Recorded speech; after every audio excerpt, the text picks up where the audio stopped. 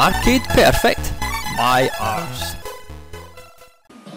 Okay guys, welcome to another Arcade Perfect, my arse. This week we're going to look at sidearms. Now, just a quick apologies guys, because of the work position I've not had time, I've really had no time, and I'm having to put this video together quite quickly. Now all these videos are going to be recorded using my Xbox for emulation, but I could have probably quite happily not mentioned that and you wouldn't have noticed any difference, hopefully. So anyway guys, let's crack on. I'm not even too sure who made this game. Let's see back on. This is arcade one anyway, so let's have a wee looky.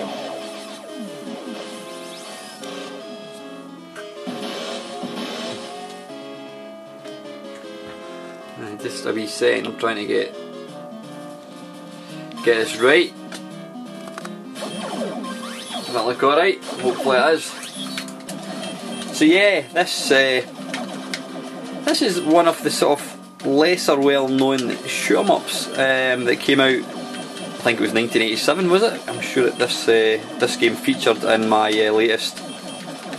That was the year that was. Now I've got to say, it was not a game that I really played at all, I don't think.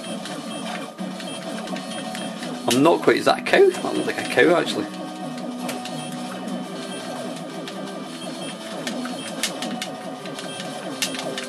Yeah, what sort of makes this a wee bit different from other shoot 'em ups is you've got two buttons, one shoots right and one shoots left, so obviously that's left and that's right. Now, I don't know whether there are any other sort of buttons you have to press. Now it looks like you've got some sort of power up going on here, because I seem to have accelerated quite a bit. Continue.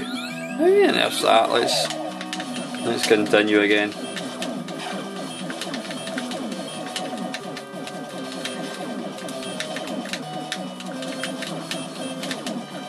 Yeah, it's quite an unusual shoot 'em up. I mean, you know, you're shooting left and right, but the screen is also scrolling obviously from left to right as well.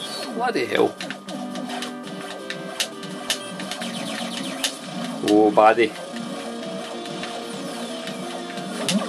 Oh, dearie me.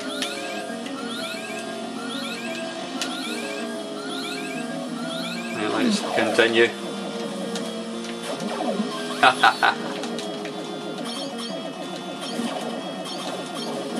Certainly seems to be moving a wee bit quicker than I'd like. So it's not auto fire. Hey, here we go.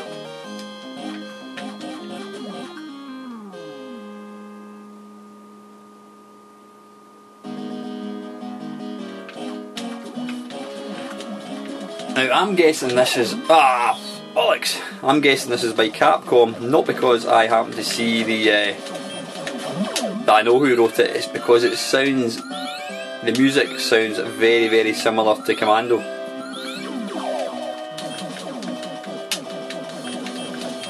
And this seems very Commando, so this seems like a typical Capcom game.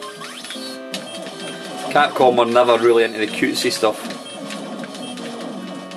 Now, this level seems to be a lot tougher.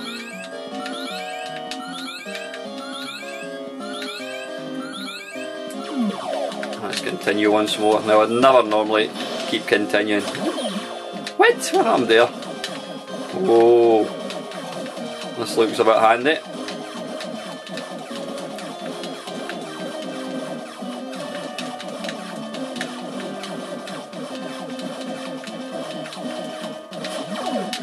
Ouch.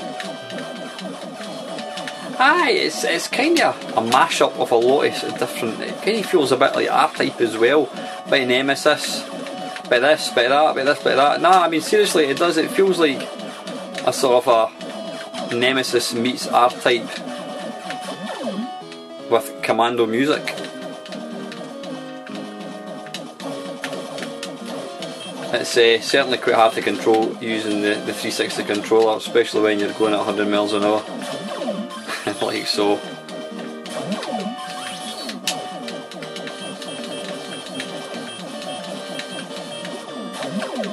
Oh dearie me. Anyway guys, listen, that is the arcade version. Let's take a look at some home versions. Okay, this jolly little version is the Amstrad. Well, to give it its full title, the Amstrad CPC 464, although it may run on another Amstrad, I'm not too sure. So yeah, Capcom converted by, I'm not too sure who converted this actually, so let's see if we can get this bad boy going. Dearie me. Right, okay. I wasn't expecting this. First up, left, and rather than having two buttons to control, one to shoot left, one to shoot right, you just basically turn left and right and it shoots whatever direction you're shooting, firing in. Sorry, whatever direction you're facing in.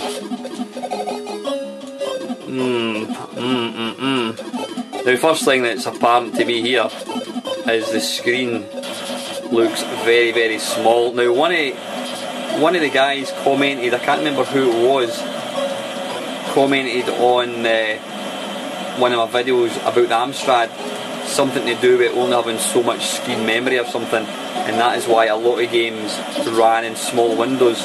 Now I can't remember who it was, apologies if it was you. Please ping a comment against this video and explain to us why the Amstrad uses tiny wee windows. Now this, I'll be honest with you, this feels absolutely nothing like the arcade game. It really feels, I mean, for starters the screen's tiny and your character looks way too big. Graphics are colourful. I mean, they move okay, it just doesn't... What the hell is that? Right, okay.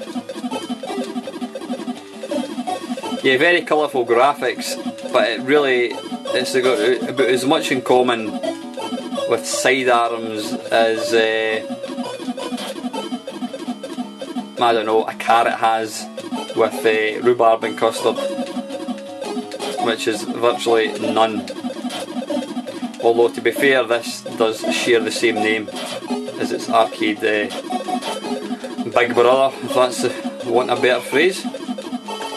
Yeah, this really doesn't feel like sidearms at all. They've changed it. I mean, I understand you can't have two control fire buttons because 8-bit machines, the old joysticks only had, they appear to be firing eggs.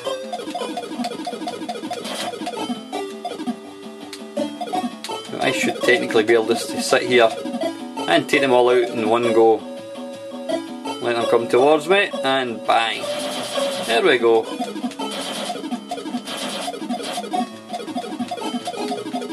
And pick up some more eggs and a USB stick at the top, yep.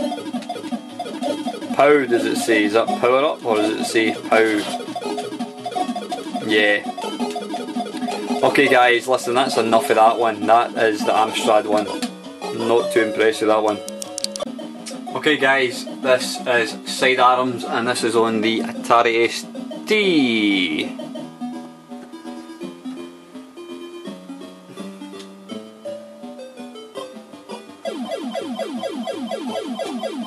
It appears to have started itself.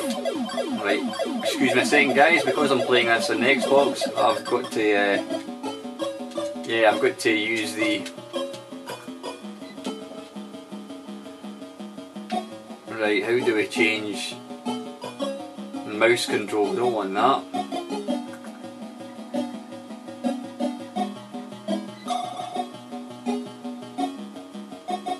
And then we want to go to that, I think. Enter. There we go.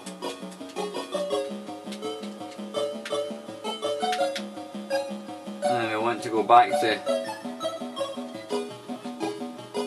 Come on.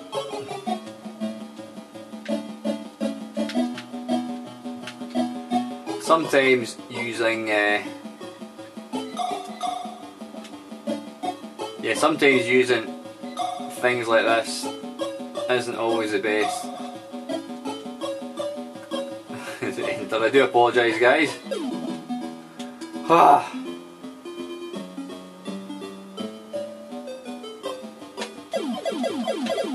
Okay, right. Well, it's certainly got big enough sprites. Now again, the same as expected, because the Atari ST only has could only accommodate one fire button. I don't know if that was down to the hardware or it's just probably back then. You know, nobody ever imagined in a million years it would ever require more than one fire button. You know, look at what we've got now. Xbox 360 controllers. I don't know, they must have about 10 fire buttons when you add in all the shoulder buttons and key sticks. But yeah, so I'm guessing it was probably just because they didn't, back then, they simply didn't think that we would need any more fire buttons. But yeah, this one obviously left and right, and it just basically shoots in the direction you're facing. It's not bad. It's got typical Atari ST sort of plinky plonky music. I mean, it moves pretty smooth. Scrolling's nice and smooth. I mean, it's not quick, but that's what it should be. It's a bit colourless. Is that a word? Colourless? But then I think, I'm not sure what the ST's graphic capability was. It wasn't that high. I mean, I think it had something like 512 colours, but I believe it could maybe only display 16 or something on the screen at once, so that's why it's quite dull looking.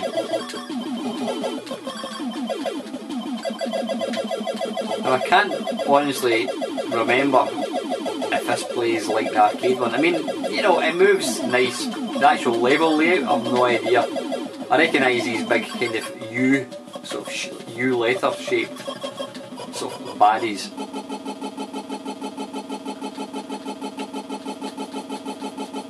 Right, now the music's going a bit haywire.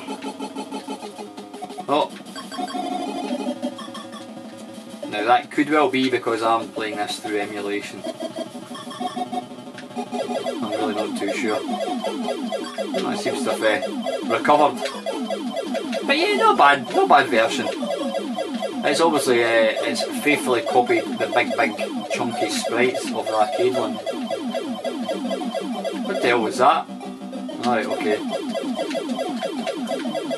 That looks fairly accurate.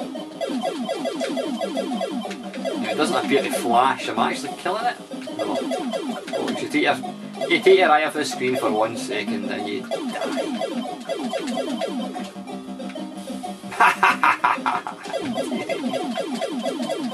Yeah, I've got no idea if I'm actually killing this thing, because it doesn't appear to be flashing. Hey, here we go. Don't you love emulation? Anyway guys, that is the Atari ST. Okay, this is Sidearms, or to call it its full name, Sidearms Hyperdrive. It appears to be the full name of it. Yeah. Wait a minute, why can I not see? Right, okay, I'm just noticed that it's at the very top it says Hyperdrive and I couldn't actually see it on the screen, but it's because it's red writing. So anyway, yeah, this is the Commodore 64 one. Push joystick button to start.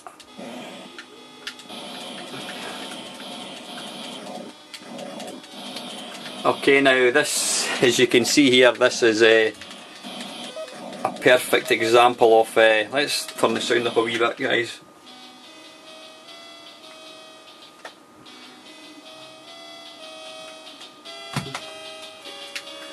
Yeah, this is a perfect example of a Commodore 64 in its expanded sprite glory.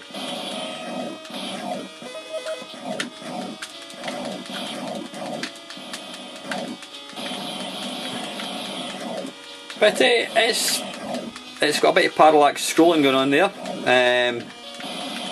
Sprites are nicely animated. It's extremely fast. And dare I say, out of all the versions I've played so far, it actually feels, it's got the feel of the arcade more than any other home version.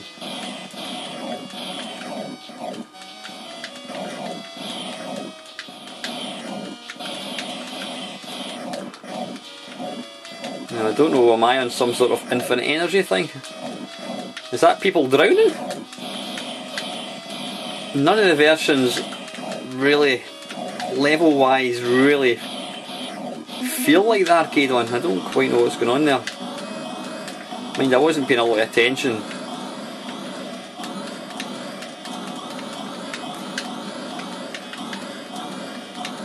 But yeah, as I said, this is, you know, it does feel quite, well, it doesn't feel, it looks, the graphics are quite chunky looking, but they move convincingly. The scrolling's nice and smooth. I appear to be in some sort of infinite energy here, I think, because I haven't been dying. But it retains the speed and the sort of action of the arcade one, which I like. Right, I do apologise, it looks like, as with most of these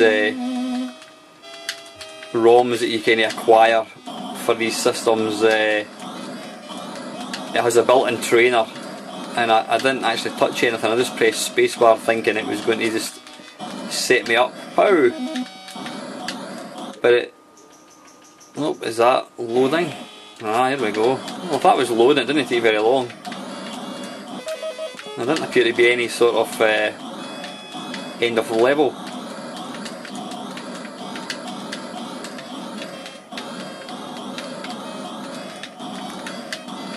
Yeah, it's a bit of a pity that this thing seems to have set itself to infinite energy, so I can't really get a proper feel for the difficulty.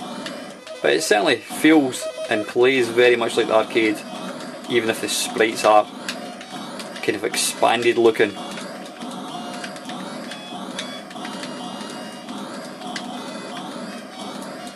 And again, by only having the one fire button, then it's you need to actually move left or right with the fire button to shoot in whatever sort of direction you require. So anyway guys, listen, since this is on infinite energy, it would appear, there was like the cow thing. Yeah, given I'm on infinite energy, I think I could certainly play this all night. So anyway guys, this is the Commodore 64 one, let's crack on. Okay, this is the Spectrum one. Let's just a lot more fanning about with this screen. Anyway, yep, this is the ZX Spectrum.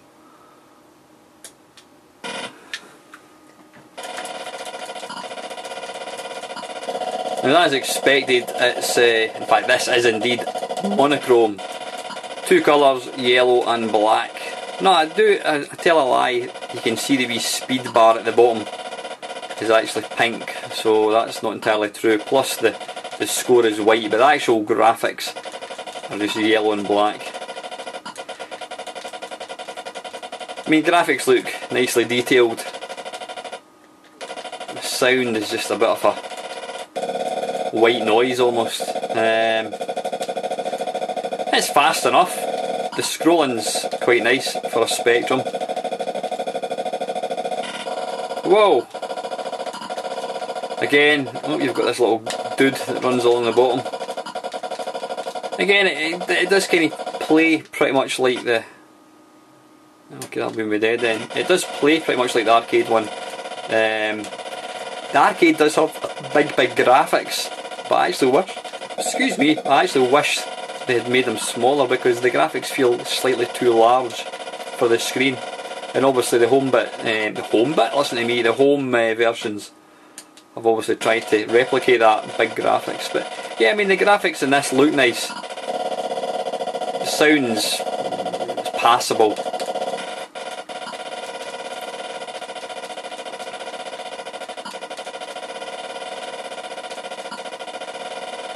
And again, it's got the left and right because it's only got one fire button. I'm actually detecting a wee bit slowdown. Now the thing is, a Spectrum's not a machine that you normally get slowdown on, it seems to slow down with kind of games like this, whereas it'll you know, when it comes to doing vector graphics and what have you, you don't get any such problems. Pick up the tennis ball.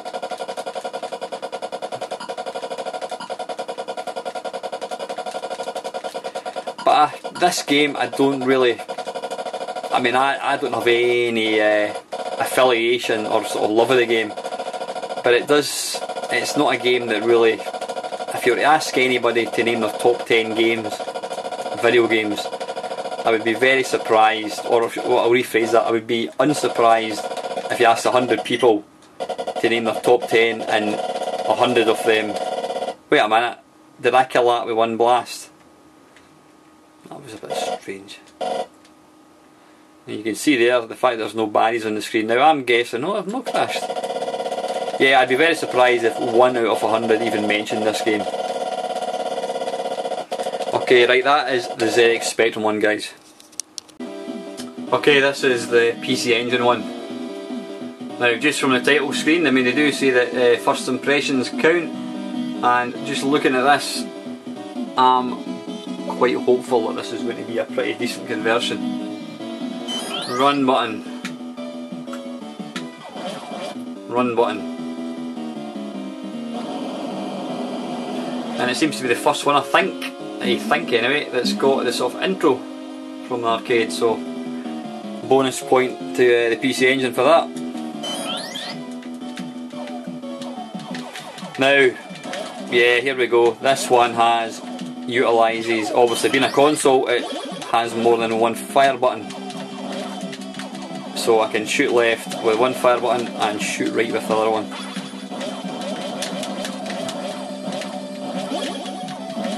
Now already I appear to be moving extremely fast. This top notch.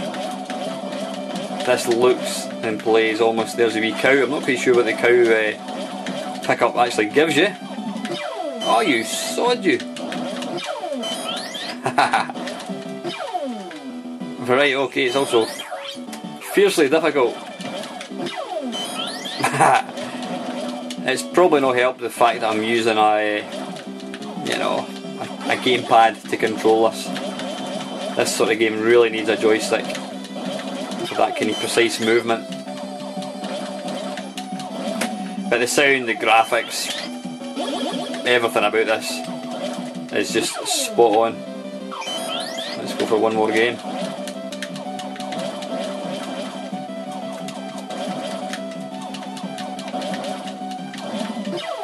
You get.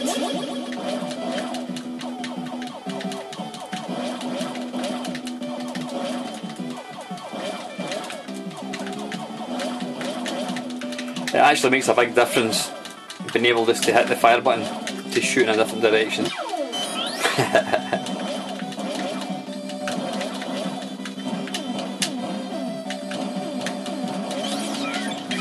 Let's see if I can defeat this bad boy.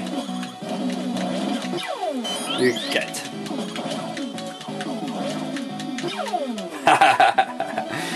Anyway guys, listen, that's the PC Engine, and that's an excellent version.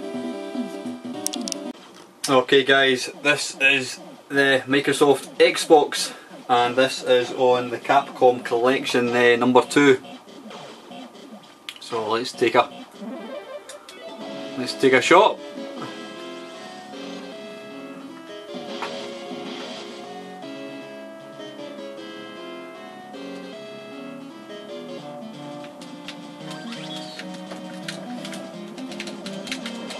Whoops.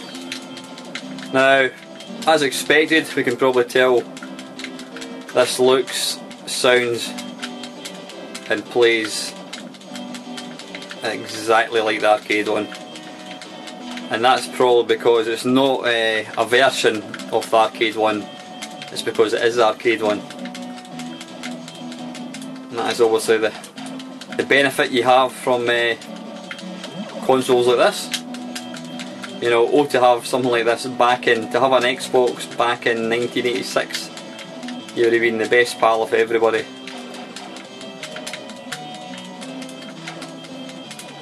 Now one thing guys, when I was making this mashup, I've been quite surprised about now, it may well be there, is I've got an real Amiga with, as far as I was concerned, every single game on it. I've got an Amiga collection on the PC. I've got my arcade cab, which has an Amiga collection, and I've also got an Amiga emulator for the what do you call it? For the Xbox, and I couldn't actually find sidearms for it, for the Commodore Amiga. Now I don't believe for 1 second that the Amiga one never existed. Now normally if I had time, guys, what I would usually do is have a look on YouTube, see if anyone else has got a video of one running and just record it for a couple of minutes and do my own commentary, you know, but yeah, I don't have time unfortunately to do that, so I can only really comment on the ones that I've got. But yeah, this is absolutely perfect, as we would expect. Wahey!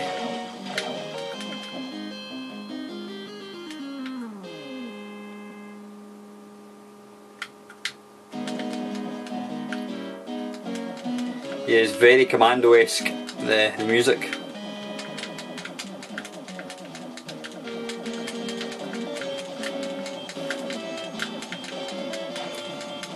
I've got absolutely no idea what power-up does what.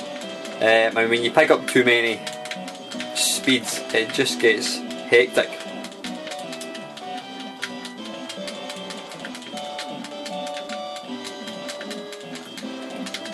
It's quite a fun game. I mean, this is making this feature is the most time I've actually spent playing this game, and it's actually not bad. But I think it really does need the arcade controls. You need the firing on both sides, really, so two fire buttons.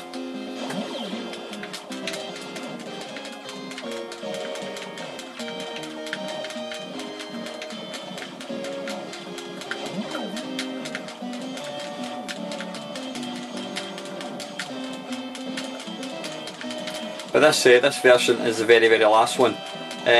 Apologies about the length of this video. It's probably the shortest